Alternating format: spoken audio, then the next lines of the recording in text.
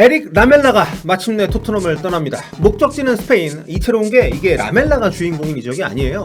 유망주 윙어 영입을 위해서 라멜라를 덤으로 끼워 파는 형태로 진행이 되는 겁니다. 토트넘이 라멜라를 얹어주고 데려오는 스페인이 주목하는 천재 윙어 브라이언 힐. 과연 어떤 선수일지 알아보겠습니다.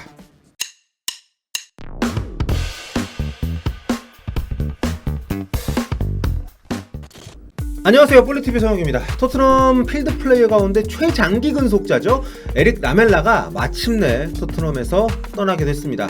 아직까지 이게 오피셜이 뜬 건 아닙니다만 현지 보도에 따르면 거의 지금 확정적인 것 같고요. 근데 이 딜이 아니더라도 라멜라는 이번 여름에 팀을 나갈 것 같습니다. 확실하게.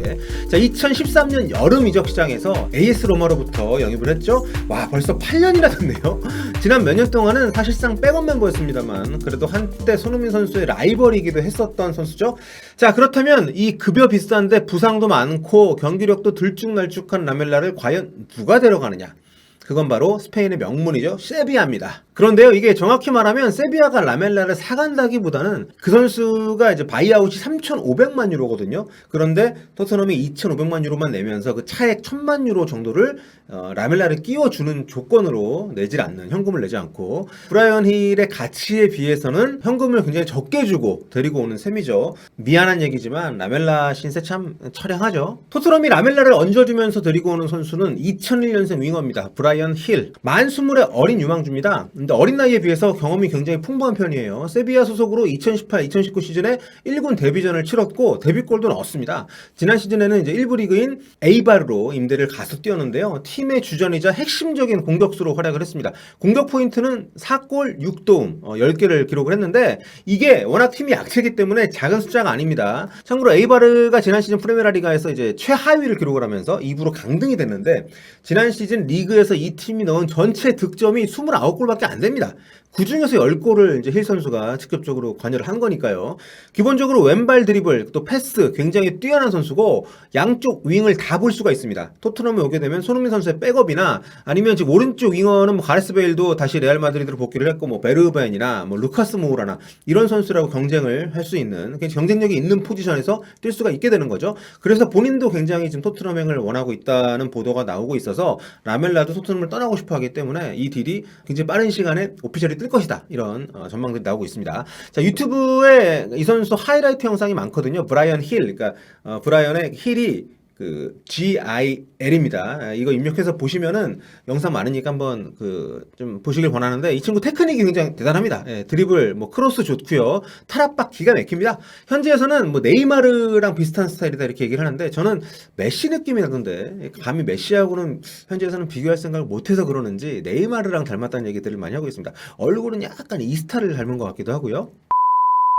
레길론 영입권을 생각하면 스페인에서 데리고 오는 젊은 선수에 대한 기대, 너무 큰 기대를 하는 것은 이제 금물이긴 합니다만 특히 과거에 뭐 솔다도 같은 경우도 역대 최고의 기적률을 주고 데리고 왔습니다만 그렇게 성공을 거두지 못했었기 때문에 스페인에서 데리고 오는 선수에 대해서 막 그렇게 안심하기에는 이런 상황이죠. 여러 가지 좀 전례들이 있으니까 스페인 내에서는 굉장히 좀 큰 기대를 받고 있는 선수이고 또 지난 시즌 활약이 워낙 좋았기 때문에 일단 프리미어리그에서 피지컬이 통할지 여부가 좀 걱정되긴 합니다만 잘 적응을 한다면 정말 대단한 어떤 임팩트를 줄 수 있는 그런 영입이 될 수도 있겠다 이렇게 생각이 듭니다.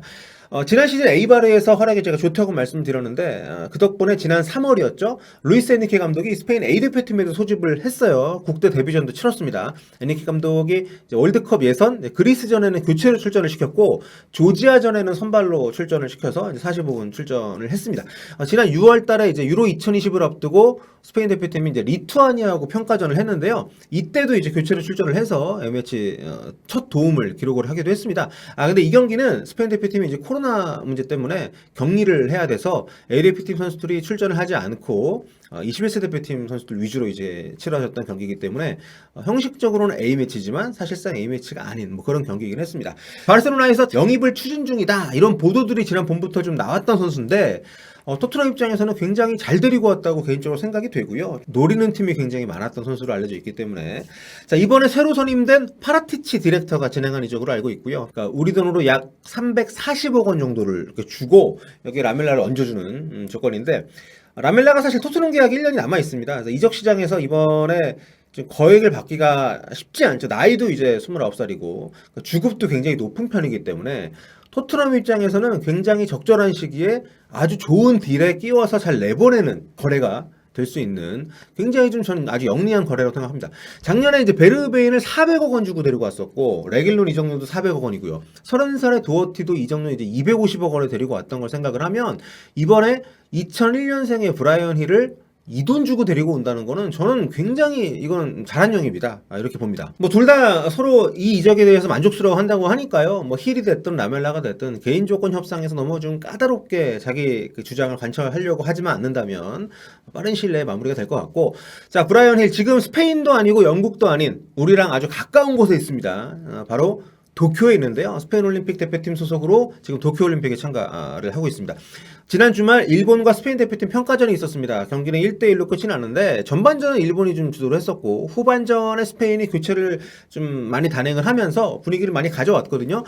브라이언 힐도 후반전 교체로 출전을 해서 주로 왼쪽 윙어 위치에서 플레이를 했습니다. 그렇게 두드러진 경기는 아니었습니다만 상당히 좀 스위칭도 많이 하면서 활발하게 움직이는 모습이 인상적이었고요.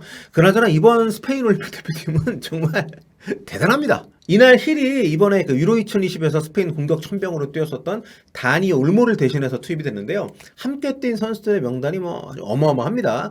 보시면은 이제 우나이 시몬 골키퍼, 파우 토레스, 페드리, 에릭 가르시아, 뭐 오야르사발 이렇게 올모까지 해서 유로 2020 주요 멤버들 모두 6명이 뛰었고요. 주장인 10번의 세바요스, 8번의 메리노, 7번의 아센시오, 이날 골 넣은 14번의 솔레르. 와 이거 진짜 뭐 국대 B팀 정도 된다고 해도 과언이 아닐 정도로 정말 대단한 그런 팀에서 아무튼 이 가성비 떨어지는 라멜라를 내주고 데려오는 거래이기 때문에 게다가 힐이 또 워낙 어린 선수여서 만약에 토트넘에 잘 안착을 못하면 이적료 회수도 어느 정도 가능한 선수고요. 뭐 라멜라 같은 경우에는 토트넘에서 사실상 뭐 전력의 큰 보탬이 되질 못한 지가 꽤 됐죠. 지난 시즌에는 리그에서 단 한 골밖에 넣지 못했고요. 물론 그게 북런던 더비였고 물론 그게 아주 기가 막힌 라보나 골이었기 때문에 올해의 골로 선정이 되긴 했습니다만 그때 그 옆에서 리액션 기가 막히던 레길론 생각도 나고요. 하지만 라멜라가 이 경기에서 이제 불필요한 태클로 퇴장을 당했고 팀도 결국 패배를 했습니다. 아무튼 지난 시즌 유일한 골이었는데 그나마 팀 승점과는 무관한 골이었던 거죠. 사실 토트넘이 애초에 데리고 올 당시에만 해도 만 21살에 이탈리아 세리아에서 리그 15골, 득점 5위였습니다. 게다가 아르헨티나 현역 국가대표였던 선수니까 토트넘 입장에서는 에이스 영입이었죠. 굉장히 기대를 많이 하고 데리고 온 선수입니다. 당시 기준으로 팀 역대 최고 이적료였던 2,700만 파운드, 그러니까 400억이 넘는 돈이었고요. 2년 뒤에 손흥민을 레버쿠젠에서 데리고 올 때와 똑같은 이적료입니다. 하지만 라멜라의 토트넘 커리어는 부상, 실력 저하 겹치면서 줄곧 내리막길을 걸었고요. 첫 시즌에는 이제 당시 감독인 빌라스 보아스가 여러 이유로 출전 기회를 잘 안 줬습니다. 그래서 벤치 신세에 머물렀고 시즌 막판에는 부상까지 겹치면서 9경기밖에 못 뛰었는데 그 다음 시즌에 이제 포체티노 감독이 부임을 하면서 라멜라가 본격적으로 주전으로 도약을 했습니다. 그 시즌 2014-15 시즌에 선발 25경기 포함해서 이제 33경기 2골 넣었고요. 그 다음 시즌에도 선발 28경기 출전을 포함해서 리그에서만 34경기 5골 기록을 했습니다. 이때는 손흥민 선수가 토트넘에 입단해서 막 적응기를 거치던 시즌이었기 때문에 이때는 손흥민 선수보다 확실히 주전이었죠. 근데 그 뒤로 사실 대단한 활약을 펼치지 못했었고요. 저 포체티노 감독이 꾸준히 그럼에도 불구하고 기회를 주면서 아니 이거 아르헨티나 사람들끼리 이거 서로 챙겨주기냐? 뭐 이런 얘기까지 나왔었는데 하지만 뭐 라멜라가 주전으로 뛰었던 토트넘에서의 시즌은 그때가 마지막이었습니다. 손흥민 선수의 급부상 또 라멜라 본인의 부상 이런 게 겹치면서 라멜라의 팀 내 입지가 급전직하했고 그 뒤 5시즌 동안 라멜라는 리그 10경기 이상 선발 출전한 게 케인이 그 부상으로 좀 오랫동안 빠졌었던 그래서 손흥민 선수가 전진 배치가 됐었던 2019-2020 시즌이 유일합니다. 그나마 12경기였고요. 게다가 이 5시즌 동안 라멜라가 넣은 리그 골이 10골밖에 안 됩니다. 총 62경기를 뛰었는데 10골이니까 굉장히 좀 아쉬운 성과죠. 참고로 같은 기간 손흥민 선수는 리그에서 선발 137경기 포함해서 총 169경기 나와서 66골 넣었습니다. 이렇게 비교하니까 뭐 두 선수한테 각기 다른 이유로 좀 미안해지네요. 자, 라멜라는 지난 8시즌 동안 리그에서 177경기 나와서 이제 17골을 넣었고요. 이렇게 토트넘 커리어를 마무리 좀 할 것으로 보입니다. 당초 데려올 때 비하면은 좀 아쉬운 성과인데 뭐 새로운 곳에서는 잘 적응을 해서 좋은 성과 내기를 바라겠고요. 또 새롭게 이제 라멜라를 내주고 데리고 오는 브라이언 힐에 대한 기대도 굉장히 좀 많이 돼서 기존의 토트넘이 좀 약간 없었던 스타일이거든요. 그래서 좀 이 팀에 과연 잘 녹아들 수 있을지, 또 손흥민과 완전 좀 다른 스타일이기 때문에 양쪽에서 함께 주전으로 만약에 잘 좀 뛸 수 있다면 또 좋은 경기력, 케인을 중앙에 두고 케인이 뭐 팀에 남을지 모르겠습니다만 손흥민이 토트넘에 남고 케인도 남는다면 오른쪽에서 또 이 선수가 빠르게 성장을 해준다면 토트넘 입장에서 굉장히 큰 보탬이 될 거라는 생각이 듭니다. 자, 오늘은 여기까지 하겠습니다. 지금까지 폴리TV 성혁이었습니다. 여러분 구독 많이 해주시고요. 폴빠